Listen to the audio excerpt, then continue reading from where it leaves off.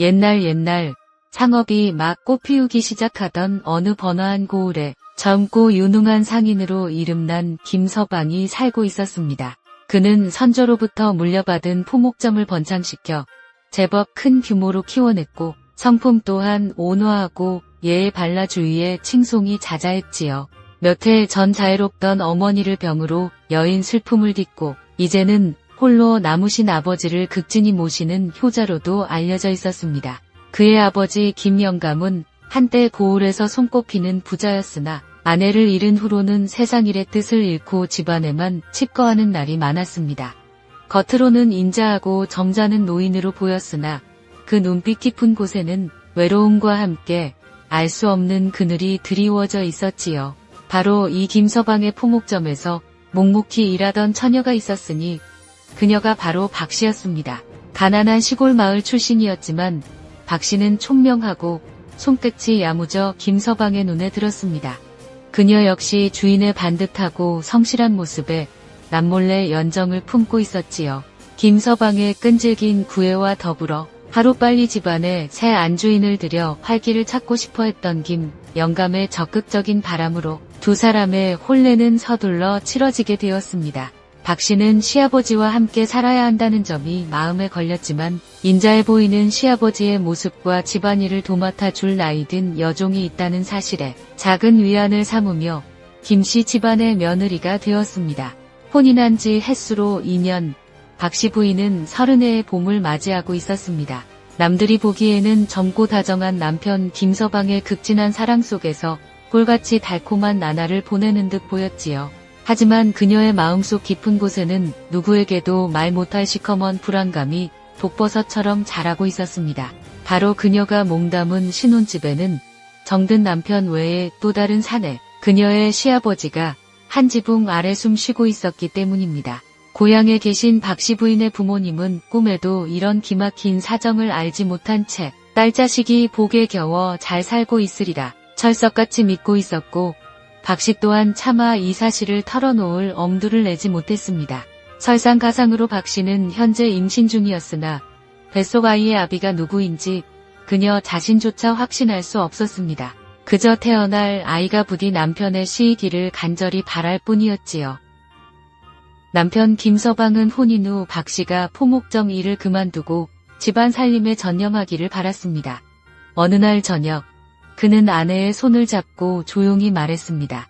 부인, 내가 가게 일을 돌보는 것만으로도 벅찬데 당신까지 고생하는 것을 보니 마음이 편치 않소. 이제 가게 일은 아래 것들에게 맡기고 집에서 편히 쉬는 것이 어떻겠소? 서방님, 하지만 저도 집에만 있기에는 답답하고 가게 일도 손에 익어 괜찮습니다. 조금이라도 보탬이 되고 싶습니다. 당신 마음이야 어찌 모르겠소만 당신이 계속 가게에 나오면 여러모로 불편한 점이 많을 것이오. 아래 것들도 당신을 안주인으로 대하기 어려워할 테고 공연한 구설수에 오를 수도 있소. 내 걱정은 말고 집에서 편히 쉬면서 홀로 계신 아버님 적적하시지 않도록 말동무도 해드리고 잘 보살펴드리는 것이 며느리의 도리 아니겠소? 남편의 간곡한 설득에 박씨는 결국 고개를 끄덕였습니다. 남편의 말이 일리가 있다고 생각했고 시아버지 봉양이라는 명분도 있었기에 더 이상 거절하기 어려웠습니다. 그녀는 그렇게 집안 살림을 맡는 아내가 되었습니다. 그들의 집은 넓은 정원이 딸린 널찍한 2층 목조 가옥이었고 나이든 여종이 집안일을 거의 도맡아 했기에 박씨는 사실 그리 바쁘지 않았습니다. 남는 시간은 무료했고 때로는 불안했습니다. 시집살이 초반 시아버지는 며느리 앞에서 몹시 수줍어하며 말수가 적었습니다. 며느리와 겸상하는 것조차 어색해했지요. 박씨는 어색한 분위기를 깨고 가족 간의 화목을 위해 먼저 시아버지에게 다가가려 노력했습니다. 그녀는 본래 살가운 성격은 아니었지만 불편한 침묵 속에서 살고 싶지는 않았습니다. 아버님, 오늘 날씨가 참 좋습니다. 잠시 정원에 나가 산책이라도 하시겠어요? 제가 부축해드릴까요? 아니, 괜찮다, 아가야. 나는 그저 방에 있는 것이 편하구나. 너는 내 볼일이나 보거라. 박 씨는 시아버지께 좋아하는 차를 여쭈어 정성껏 내어드리고 옛날 이야기를 들려달라고 청하기도 했습니다. 시간이 흐르면서 박 씨와 시아버지 사이의 벽은 조금씩 허물어졌습니다. 대화가 늘자 시아버지의 얼굴에 화색이 돌기 시작했습니다. 아마도 아내를 잃은 깊은 외로움이 조금은 가시는 듯 했습니다. 박 씨는 시아버지가 외출할 때면 을에 동행하려 했고 친구분들을 만나는 자리에서는 예에 바르게 인사를 잊지 않았습니다. 어쩌면 그런 사소한 정성들이 시아버지의 마음을 움직였는지도 모릅니다. 그는 박 씨를 보는 눈빛이 점점 더 깊어졌고 때로는 부담스러울 정도로 오래 머물곤 했습니다. 하루는 박 씨가 거실 평상에 앉아 드라마를 보고 있는데 시아버지가 다가와 옆에 앉으며 요즘 재미있는 이야기가 무엇이냐고 물었습니다. 아가야, 그 그림 속 이야기가 그리도 재미있더냐? 무슨 내용인지 이 늙은이에게도 좀 들려주렴. 네, 아버님. 젊은 남녀가 서로 사랑하는데 집안의 반대로 어려움을 겪는 이야기입니다. 참으로 안타까운 사연이지요. 허허, 사랑이라. 젊을 때는 그것이 세상의 전부인 듯 느껴지지. 하지만 세월이 흘러보면 곁을 지켜주는 사람 하나 있는 것이 더 큰 복이란다. 두 사람은 즐겁게 이야기를 나누던 중 시아버지가 갑자기 박 씨의 손을 덥석 잡았습니다. 박 씨는 깜짝 놀라 손을 빼려 했지만 시아버지의 손아귀 힘은 생각보다 강했습니다. 아가야, 내가 이 나이에 너처럼 어여쁘고 착한 며느리를 얻은 것은 내 평생의 복이다. 내 덕분에 내가 다시 사는 것 같구나.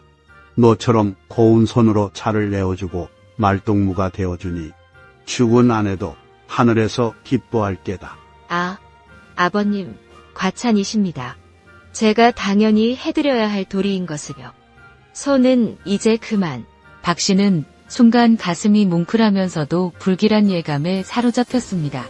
자신의 진심이 드디어 시아버지께 닿았다고 생각했지만 시아버지의 진짜 속내는 그것이 아니었습니다.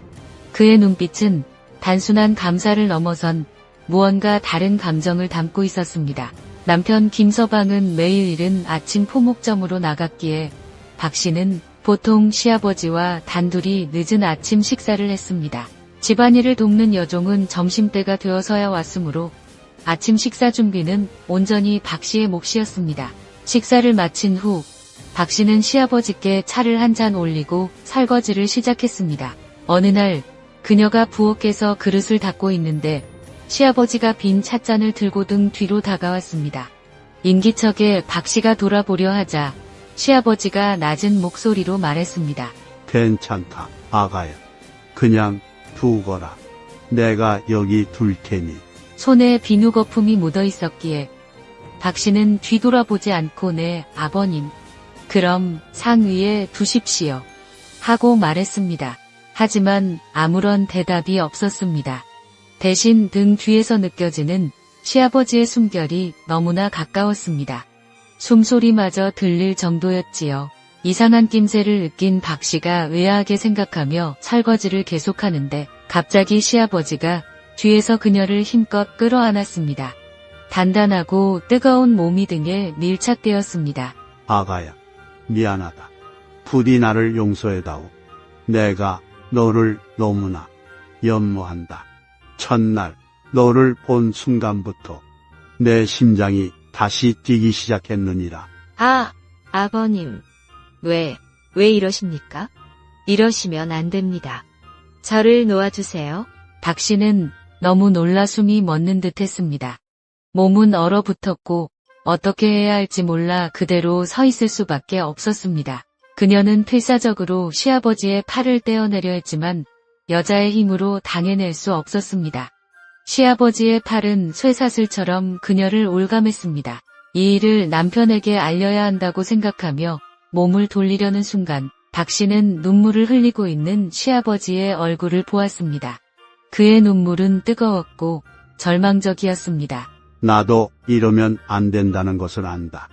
천륜을 어기는 짓이라는 것도 안다.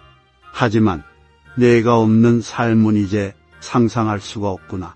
차라리 나를 죽여다오. 아가야.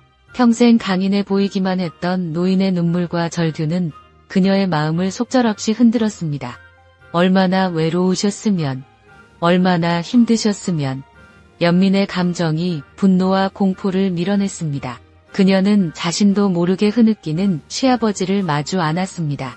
그리고 그녀의 눈에서도 뜨거운 눈물이 흘러내렸습니다. 그날 박 씨와 시아버지는 아주 긴 시간 동안 이야기를 나누었습니다. 시아버지는 숨겨왔던 외로움과 박 씨를 향한 금지된 감정을 모두 털어놓았습니다. 내 웃는 모습, 내 목소리, 내 손길 하나하나가 죽은 내 시어미를 떠올리게 한다. 아니, 어쩌면 그 이상일지도 모르겠다. 내가 이 집에 들어온 후로 나는 다시 살아 숨쉬는 것 같았다. 박 씨 또한 시아버지를 존경하고 있었지만 이것은 천륜을 어기는 일이었습니다. 그녀에게는 남편이 있었습니다. 그녀는 떨리는 목소리로 간신히 말했습니다. 아버님, 저도 아버님을 존경하고 따릅니다. 하지만 저는 서방님의 아내이고 아버님의 며느리입니다. 제발 저희를 불행하게 만들지 말아 주십시오. 넘지 말아야 할 선이 있습니다. 박 씨가 자리에서 일어나려 하자 시아버지는 그녀의 옷자락을 붙잡고 무릎을 꿇을 듯 애원했습니다.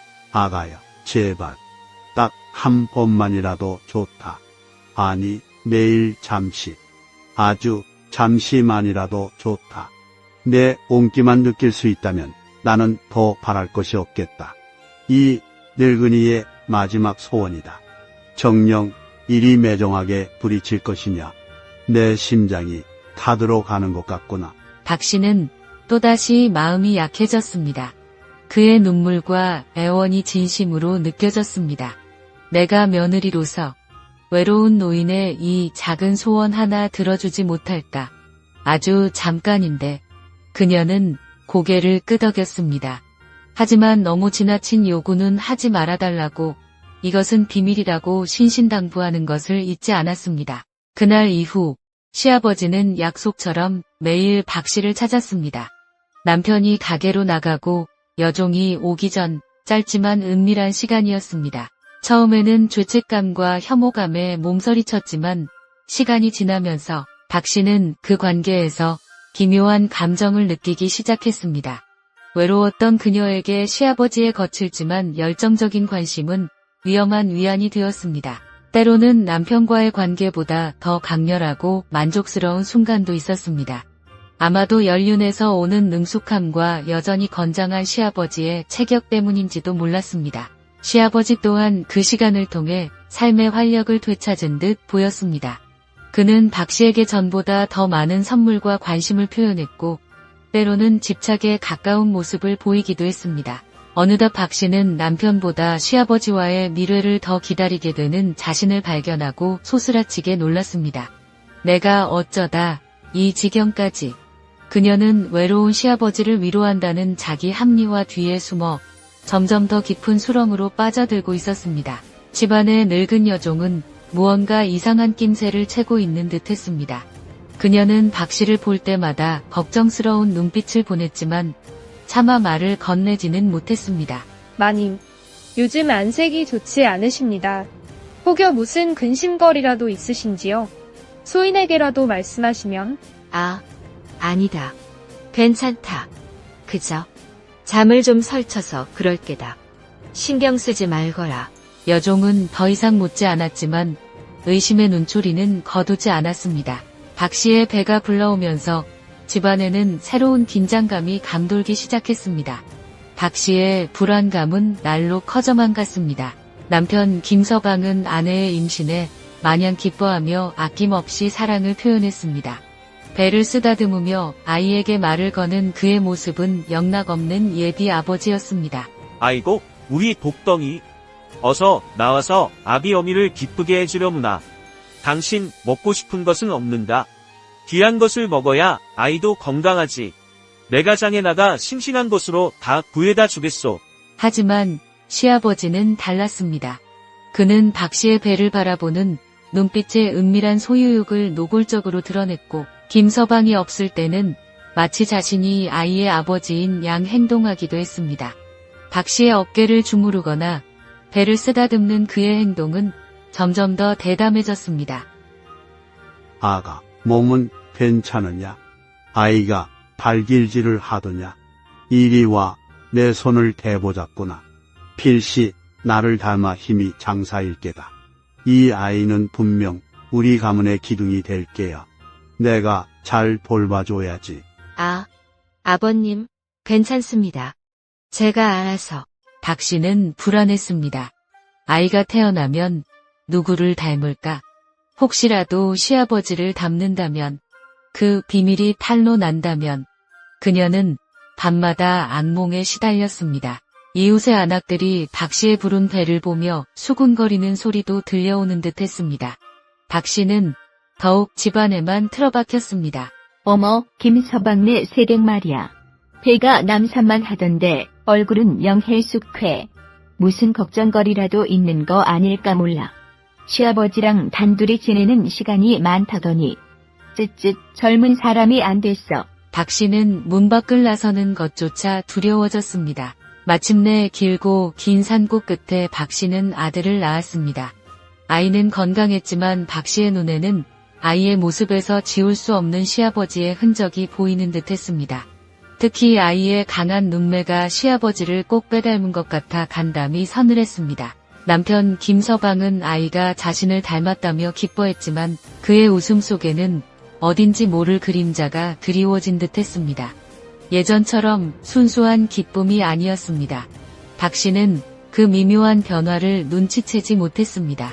아이의 100일 잔치가 열리던 날, 많은 손님들이 집안을 가득 메웠습니다. 시아버지의 오랜 친구인 노인이 아이를 보고 너털 웃음을 터뜨리며 말했습니다. 허허, 이 녀석 참으로 기골이 장대하구나. 그런데 가만 보니 자네 젊었을 적 모습과 어찌 이리 한박이인가. 눈매하며 콧날하며 김영감, 자네 씨는 못 속이겠네 그려. 그 순간 잔치 분위기가 싸늘하게 얼어붙었습니다. 시아버지는 얼굴이 불그락푸르락해졌고 박 씨는 숨을 쉴 수 없었습니다. 모든 시선이 김서방에게로 향했습니다. 그런데 놀랍게도 남편 김서방은 아무렇지도 않다는 듯이 오히려 잔잔한 미소를 지으며 말했습니다. 그의 목소리는 이상할 정도로 차분했습니다. 허허, 어르신 농담도 잘하십니다. 제 아들이 아비를 닮지 않고 누구를 닮겠습니까?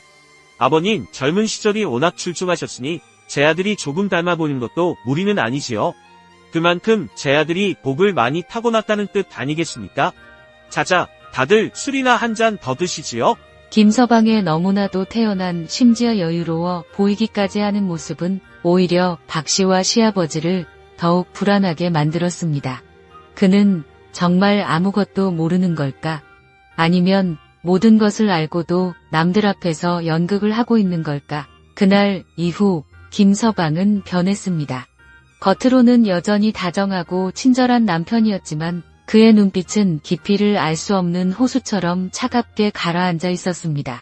그는 더 이상 아내에게 예전처럼 살갑게 굴지 않았고 밤에도 등을 돌리고 잠들기 일쑤였습니다. 그는 아내와 아버지 사이의 미묘한 기류를 마치 다 알고 있다는 듯이 때로는 침묵으로 때로는 의미심장한 미소로 그들을 압박했습니다. 식사 자리에서의 그의 침묵은 천근만근의 무게로 두 사람을 짓눌렀습니다. 박 씨와 시아버지는 김서방의 눈치를 보며 자신들의 관계를 더욱 은밀하게 이어갔지만 그 속에는 더 이상 이전의 설렘이나 만족감은 없었습니다. 오직 발각될지도 모른다는 불안과 죄책감만이 남아있을 뿐이었지요. 시아버지의 대담함도 한풀 꺾인 듯 했습니다. 김서방은 포목점 일에 더욱 몰두했고 밤늦게 술에 취해 들어오는 날이 잦아졌습니다. 그는 더 이상 박 씨에게 잠자리를 요구하지 않았습니다.